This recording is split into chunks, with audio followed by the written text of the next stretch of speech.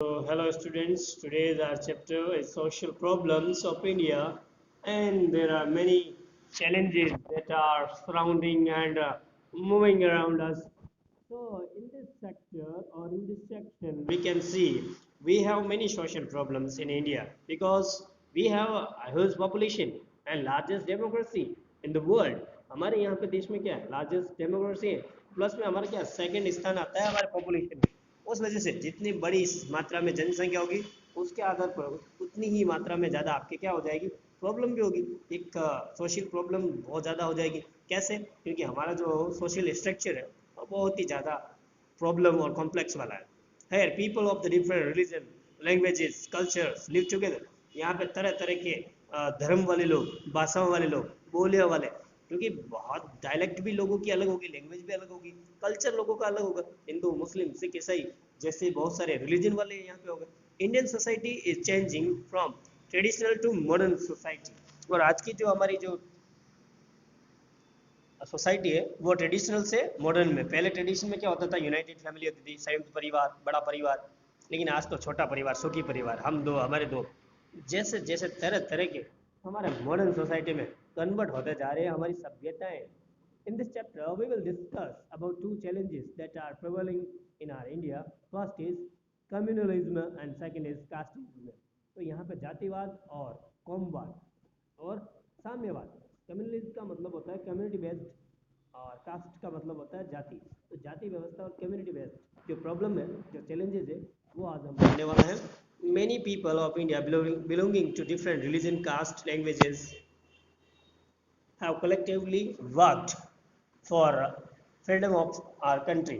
हमारा जो देश है, जैसा कि 1947 को आज़ाद हुआ तो उसमें बहुत सारे धर्म के लोगों ने एक साथ मिलकर कलेक्टिवली वर्क किया है, बराबर, तभी तो हमारा देश आज़ाद हुआ। It's because of their efforts. ये क्यों हुआ? It's because of their efforts. उन लोगों ने मेहनत की थी, उसका ही नतीजा है कि आज हमें आज़ादी मिली है। It seems that harmony, unity, tolerance etcetera that existed in the past have witnessed this way, and they also helped to make us united, and in the past has withered away. जो पहले था वो अब हट चुका जा। पहले तो जो हमारे यहाँ पे देश में क्या था, हारमोनी थी, यूनिटी थी, टॉलरेंस था, सद्भावना, ठीक है, दो सहिष्णुता, एकता, वो आज जो है बिखर सी रही, हट सी रही, कट सी रही। क्यों? क्योंकि आज हमारा देश ट्रेडिशनल से मॉडर्न की तरफ बढ़ रहा है। Today we come across some negative factors which hinder the peace and the progress and the development of the society as well as the nation। आज हम देख सकते हैं हमारे यहाँ पे बहुत सारे ऐसे फैक्टर्स, नेगेटिव फैक्टर्स हैं, असामाजिक तत्व ऐसे हैं जो हमारे यहाँ पे हिंडर बन जाते हैं, हिंडर यानी प्रॉब्लम बन जाते हैं हमारी पीस के लिए, शांति के लिए और प्रोग्रेस, प्रगति के लिए, डेवलपमेंट, विकास के लिए। प्रगति, विकास और शांति इनमें बाधा बन जाती है। तो इसी तरह से हम देखते हैं कि कैसे कम्युनलिज्म में आपकी बाधा बन जाती है, कैसे प्रोग्रेस में आपके हिंडर बन जाते हैं। तो कम्युनलिज्म को सबसे पहले समझने के लिए हमें समझना पड़ेगा religion. Religion is a matter of faith and reverence. Reverence का मतलब होता है रिलायबल या फिर भरोसे का, विश्वास, आस्था, भक्ति का हमारा एक सब्जेक्ट होता है रिलीजन। धर्म, धर्म तो क्या है? धर्म क्या है? धर्म आपके आस्था विश्वास का एक मैटर है। इंडिया इज सेक्युलर कंट्री और धर्म से परे हमारा जो देश है वो एक धर्मनिरपेक्ष देश है। धर्मनिरपेक्ष का मतलब होता है कि यहाँ पे सेक्युलर कंट्री का मतलब होता है कि यहाँ पे हमारे भारत में किसी भी धर्म को ऐसा नहीं माना गया कि ये हमारा देश का धर्म है।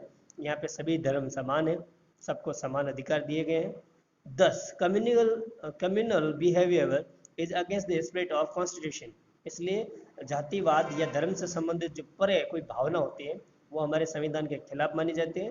When a group of people of a religion or sect oppose other religion or sect because of any reason or self interest, communal tension arises।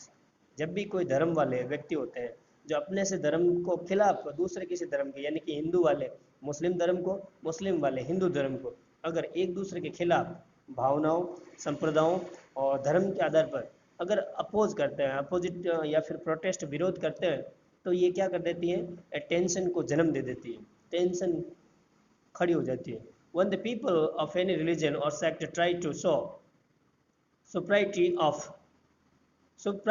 of their religion in comparison with other religions, give more importance to religious interest, then they look at every citizen not as an individual but from a communal perspective.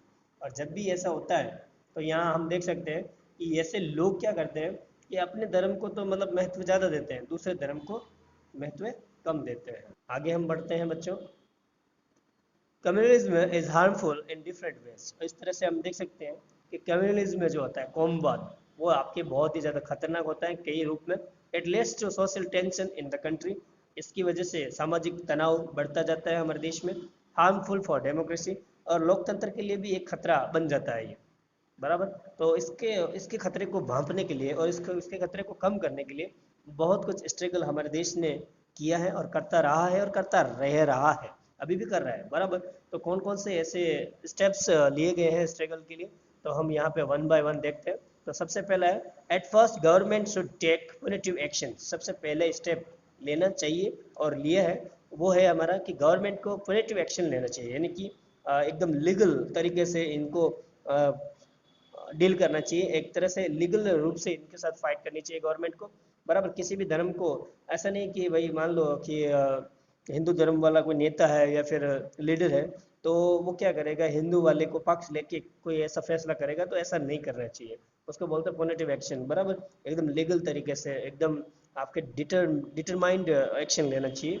दूसरा education. Education can play also an important and vital role in eradication of the communalism, बराबर। तो यहाँ पे communalism को हटाना है तो शिक्षा बहुत बड़ा महत्व रोल यहाँ पे प्ले कर सकती है, क्योंकि शिक्षा से व्यक्ति शिक्षित होता है और कई चीज़ें उसे पता चलती है। तो शिक्षा व्यक्ति की बहुत ही ज़्यादा एक कुंजी मानी जाती है, शिक्षा से क्या नहीं हो सकता बच्चों।